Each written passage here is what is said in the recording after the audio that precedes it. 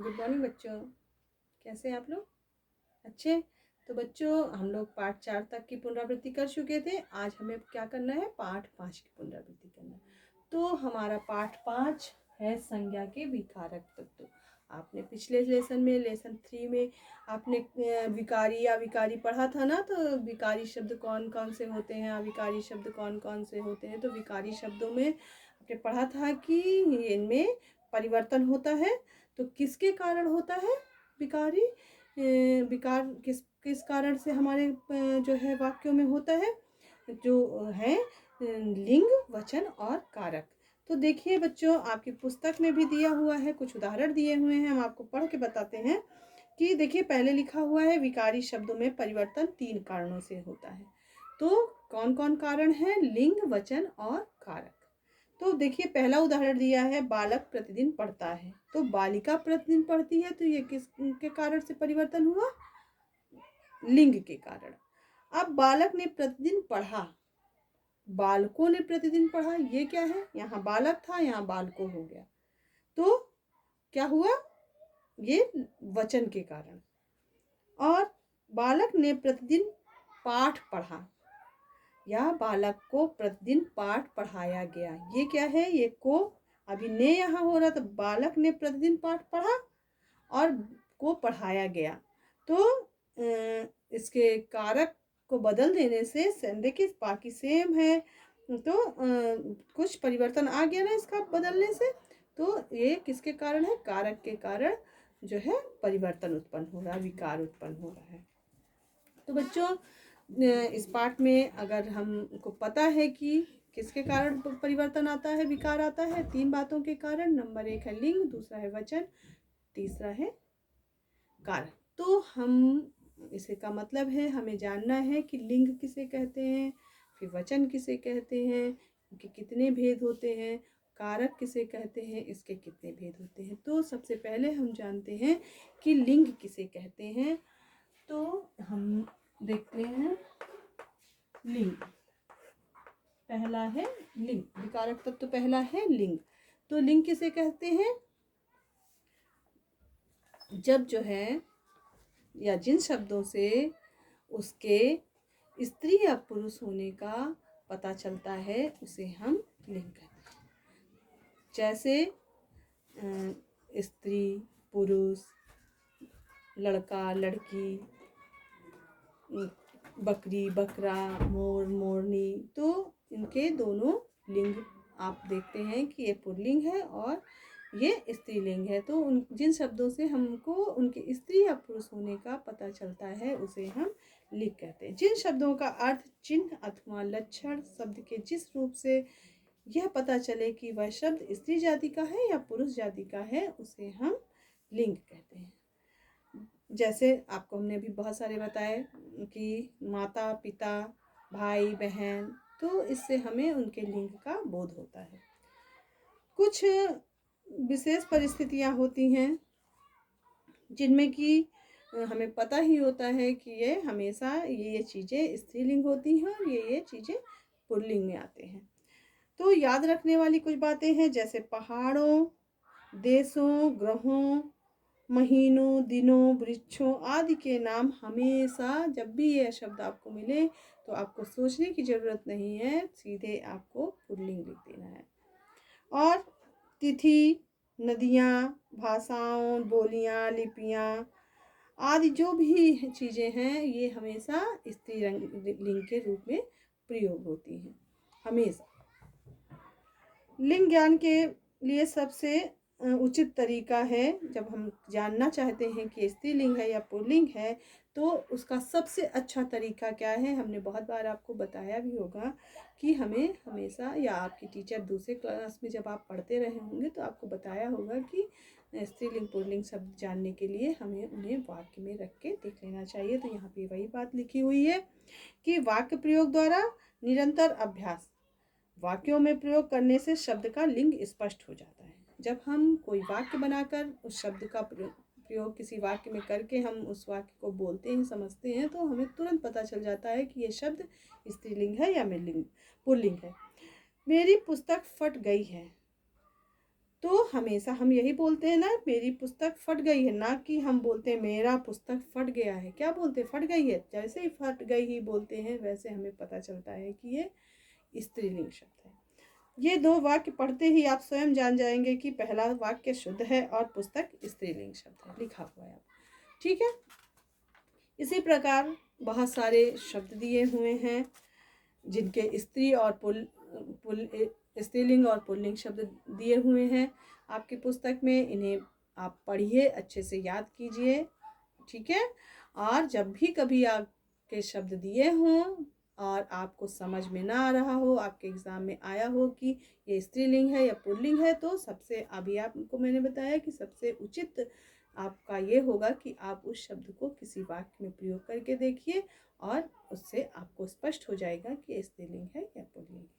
क्योंकि सारी चीज़ें रट के काम नहीं चलता है कि हम सारी चीज़ें रट लें। रटने से सारी चीज़ें रटी नहीं जा सकती, बात को समझना ज़रूरी होता है। तो अगर आप पहली बात तो कुछ तो कॉमन सेंस में या हमेशा हमको पता ही होता है कि इसका ये होता है, इसका ये हमारे बोलचाल में हमेशा प्रयोग होते रहते हैं।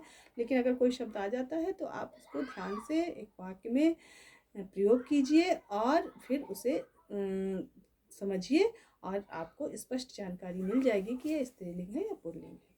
इस प्रकार ढेर सारे शब्द दिए हुए हैं, कैसे कैसे शब्दों का स्त्रीलिंग पुल्लिंग से स्त्रीलिंग बनता है, कैसे अगर शब्द दे दिया, बोल दिया कि इसका स्त्रीलिंग बनाइए या शब्द दे दिया इसका पुल्लिंग शब्द बनाइए, तो कैसे जोड़ के, इसमें बहुत सारा वर्णन दिया है कि आ जोड़कर, इन जोड़कर, यानी जोड़कर, ये सारी प्रत्यय लगाकर आप जो है स्त्रीलिंग शब्द का निर्माण करते हैं। तो ये हो गया स्त्रीलिंग और पुल्लिंग। तो स्त्रीलिंग किसे कहते हैं? जिन शब्दों से उसके हमें स्त्री होने या स्त्री जाति के होने का पता चलता है उसे हम स्त्रीलिंग कहते हैं। पुल्लिंग, तो लिंग के दो भेद हो गए, एक हो गया स्त्रीलिंग और दूसरा हो गया पुल्लिंग। ठीक। तो स्त्रीलिंग जिन शब्दों से हमें स्त्री जाति का बोध हो वो स्त्रीलिंग कहलाते हैं। जिन शब्दों से हमें पुरुष होने का बोध हो या पुरुष जाति के होने का बोध हो उसे हम पुल्लिंग शब्द कहते हैं। ठीक है। अब इसके बाद है वचन। लिंग, वचन और कारक तीन होते हैं ना विकारक तत्व। तो विकारक तत्व में एक हमने पढ़ लिया लिंग, दूसरा है वचन।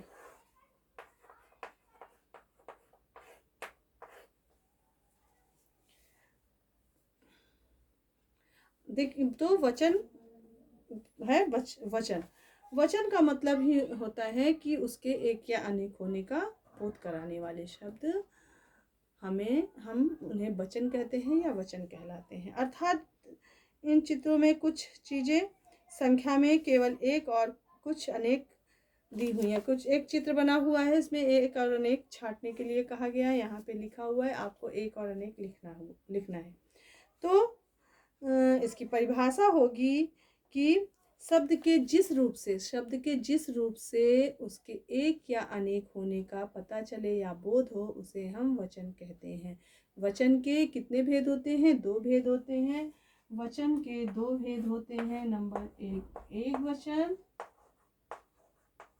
और नंबर 2 बहुवचन।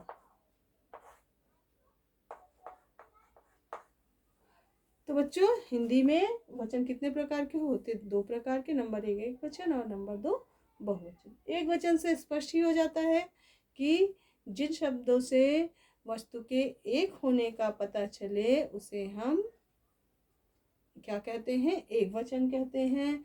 या शब्द के जिस रूप से हमें उसके एक से अधिक होने का पता चले उसे हम बहुवचन कहते हैं। ठीक है। तो एक वचन हो गया और बहुवचन हो गया। बहुवचन और एक वचन से संबंधित आपकी पुस्तक में ढेर सारे उदाहरण दिए हुए हैं। इसमें भी लिंग की तरह कैसे एक वचन से बहुवचन प्रयोग किया जाता है सारी चीज़ें समझाई गई हैं। आप इन्हें अच्छे से पढ़िए। जैसे कि अंत में अगर आ हो तो बहुवचन बनाते समय ए बन जाता है। और दूसरा है यदि पुल्लिंग शब्द के अंत में बड़ा आ जाए तो लास्ट में ए का प्रयोग करके हम बनाते हैं शब्द बहुवचन। इसी प्रकार यदि स्त्रीलिंग शब्दों के अंत में ई यानी कि छोटी ई हो और तो बहुवचन बनाने के लिए या के ऊपर चंद्र बिंदु लगा के हम, जैसे नीत से नीतियाँ, इसी प्रकार ऊपर था घोड़ा से घोड़े और आँख से आँखें। तो इस 4 नंबर दिया है यदि स्त्रीलिंग शब्दों के अंत में ई हो, मतलब बड़ी ई हो, तो हम बहुवचन बनाते समय वहाँ या जोड़ देते हैं और दीर्घ ई हश्व हो जाती है। जो बड़ी ई है वो किस में बदल जाती है? छोटी ई में। जैसे लड़की से लड़कियाँ और नाली से नालियाँ। लेकिन अगर यहाँ पे लिखा हो दवाई, जब लास्ट में दवाई लिखा हो तो बड़ी ई है ना, ऊपर अभी बताया गया, अगर बड़ी ई है तो वो छोटी ई में बदल जाएगी और उसके आगे या बना के चंद्र बिंदु लगेगी, आ की मात्रा लगेगी तो दवाइयाँ हो जाएगी। ठीक है। यदि स्त्रीलिंग शब्दों के अंत में या हो तो बहुवचन बनाते समय या हो जाता है। जैसे नदियाँ, नदी से नदियाँ, या गुड़िया, या लिखा तो गुड़िया हो जाएगा। चिड़िया लिखा हुआ तो चिड़िया हो जाएगा। अगर लास्ट में या अक्षर आया है तो चंद्र बिंदु लगा के वो बहुवचन के रूप में परिवर्तित हो जाएगा। चूहिया से चूहिया, डिबिया से डिबिया। अन्य स्त्रीलिंग शब्दों के अंत में ए लगाकर बहुवचन शब्द बनाए जा सकते हैं। जैसे बहू से बहुएं, माता से माताएं। तो इस तरह इसके अलावा जो भी शब्द हैं वो हमें क्या करता है? ए लगा के बहुवचन शब्द बनाना है। तो बच्चों, ये ढेर सारे शब्द दिए हैं, इनके कुछ नियम दिए हुए हैं, इनको अच्छे से जानिए और पढ़िए। इसके बाद है बहुत सारे अभ्यास कार्य आपके दिए हैं, इन्हें पूरा कीजिए अगर नहीं किया है, और कर लिया है तो बहुत अच्छी बात है। तो इसके बाद पाठ में है अब तीसरा है हमारा कारक। विकारक तत्व में हमारा है लिंग हो गया, वचन हो गया, तीसरा हमारा है कारक।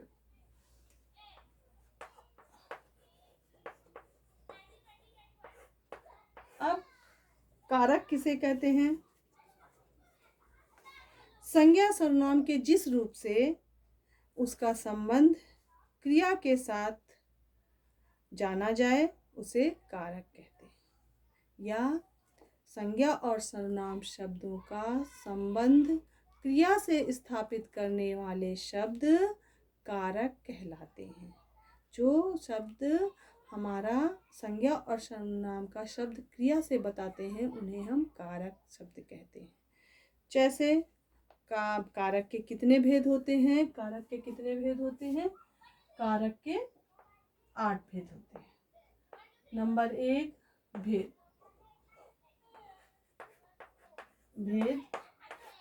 नंबर 1 है कर्ता कारक। नंबर 2 है कर्म कारक। नंबर 3 है करण कारक। नंबर 4 है संप्रदान कारक।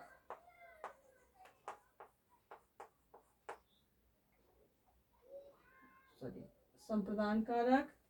नंबर 5 है अपादान कारक। 6 नंबर है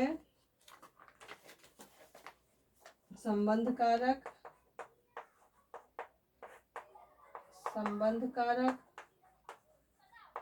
और नंबर 7 है अधिकरण।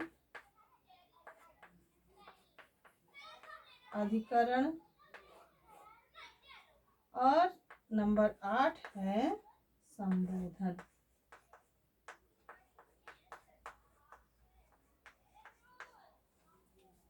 तो बच्चों ये 8 भागों में बटा हुआ है। नंबर 1 है कर्ता कारक। नंबर 2 है कर्म कारक। नंबर 3 करण कारक। नंबर 4 संप्रदान कारक। नंबर 5 अपादान कारक। और 6 है संबंध कारक। और 7 है अधिकरण और 8 है संबोधन। तो बच्चों ये आज के लिए हम इतना ही पढ़ते हैं, क्योंकि इसकी 8 डिफिनेशन बताने में बहुत समय लगेगा। ठीक है, तो आज के लिए हम लोग इतना ही पढ़ते हैं। नेक्स्ट डे इसके आगे का लेसन हम कंटिन्यू करेंगे। ठीक है बच्चों, तो आज के लिए इतना ही। नेक्स्ट डे हम फिर आगे पढ़ेंगे। तब तक के लिए थैंक यू बच्चों।